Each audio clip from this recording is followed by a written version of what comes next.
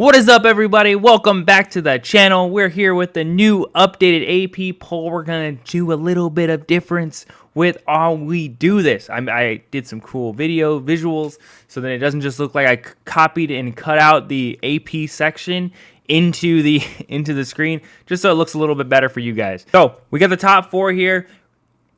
They haven't changed. Nothing's changed. There's nothing really to talk about here other than the fact that I don't think Michigan or Georgia should be number 1 and 2, just because Georgia has been playing pretty mid. The Vanderbilt game was a little sus. Vanderbilt started scoring some unanswered points at the end, but I still don't think that they played anybody of relevancy, especially Michigan. Michigan's just blowing out teams. So I think there should be some movement, but I get it. They're undefeated. They haven't really lost. They're having pretty commanding victories. I know Michigan, it takes about 1 to 2 quarters to get warmed up, and then they just go crazy. Ohio State still here. They won.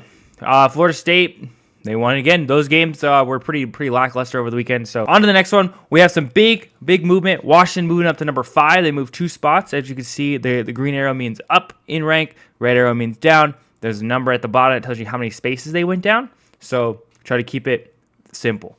Oklahoma went down 1 spot. Penn State went down 1 spot just because Washington jumped ahead because they had better victories than those two.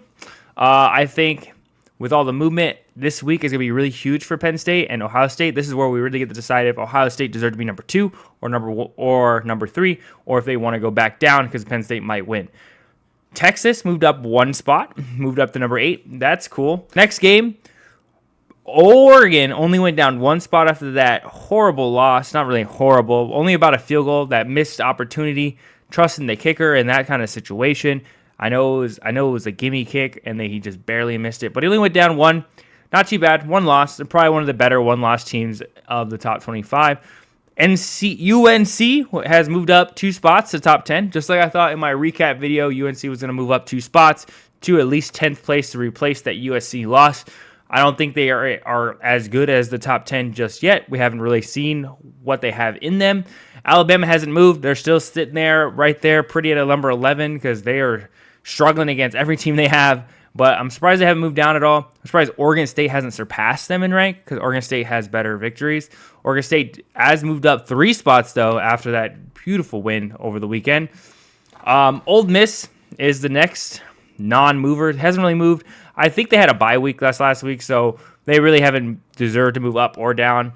Utah has moved up 1 spot, and that's all I got to say about Utah. There's not much to say about them. Notre Dame, like I said in my previous video, they are probably the best 2-loss team in the top 25 right now, and they got rewarded. They moved up 6 spots. They're in their 15th overall.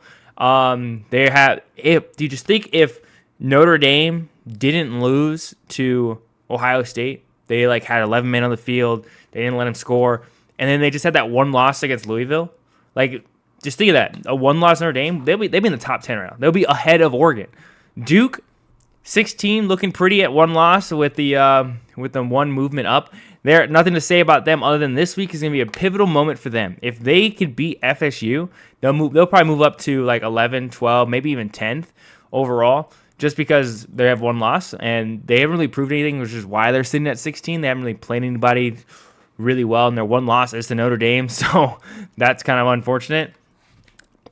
Moving on to Tennessee is number 17, moving up 2 spots. Tennessee is one of those teams where I'm still hesitant about Tennessee. I'm not really sure what to think about their ability to play against rank-on-rank teams.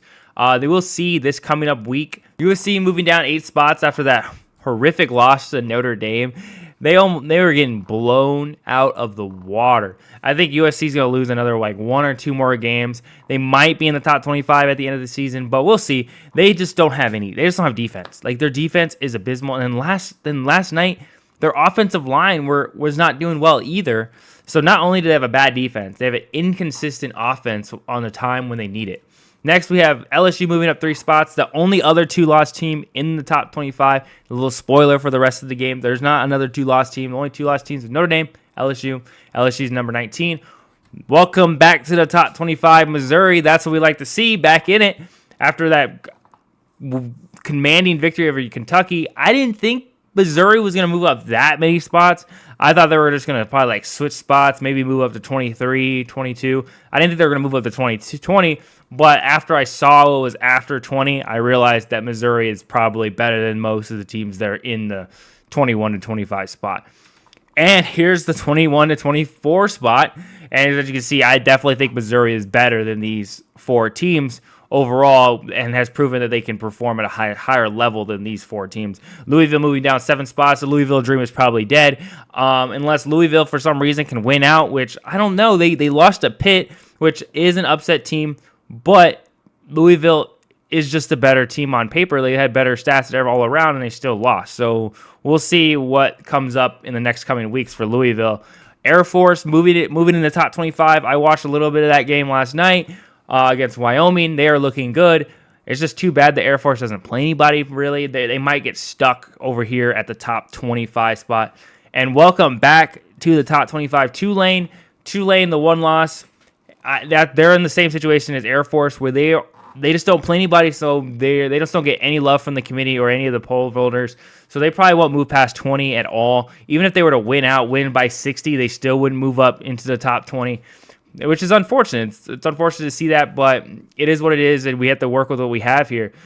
Number 24, welcome back. Iowa Hawkeyes here. They're back at it. They're back in it to win it. Probably one of the worst offenses you'll ever see. They have a great defense. They held Wisconsin, which was probably their hardest opponent outside of Penn State coming to the rest of the season. And a lot of people have been saying that Wisconsin was going to win the Big Ten East. And Iowa showed you that it takes more than just offense to win the game.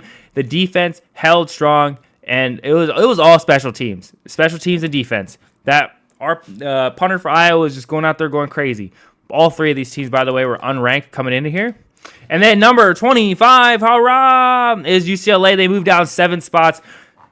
Unfortunate. After that, they bumped up to 18, and then they're about to get bounced out of the top 25 here after that horrible loss to Oregon State.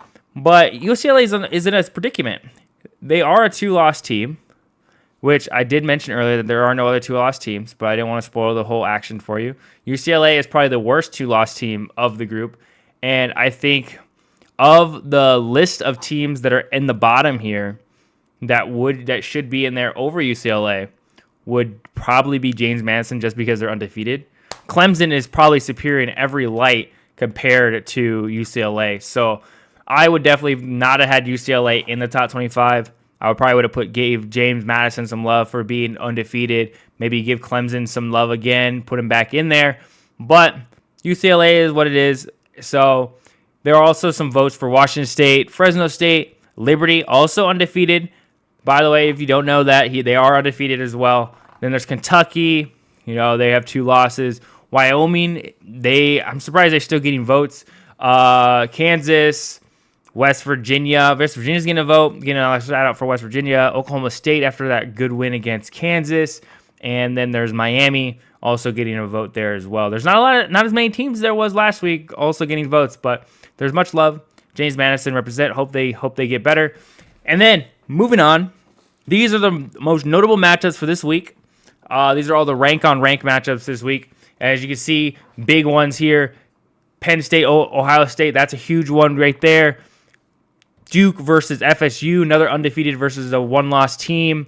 USC versus Utah. Utah needs to get tested. They're looking for redemption out here. They want to move up, and USC wants to come back. Alabama-Tennessee game. This is one of those games where Alabama can either A, lose really bad or win really, really close. I don't think there's anywhere where there's anything different, but I do expect that to be a really close game, and I am rooting for Tennessee just because I am an Alabama hater for the most part, and Alabama hasn't been proven to show anything worthwhile, and Tennessee has been not getting a lot of love from me lately because they also have been in the same boat where they're not really playing anybody and they're still getting love from the voters. Well, that's going to be it for this AP poll update. If you like what you see, comment below. If you want some changes to the content, if you want ad content, NFL or NBA, NCAA, that kind of stuff, please let me know in the comments below. And that's going to be it. Peace!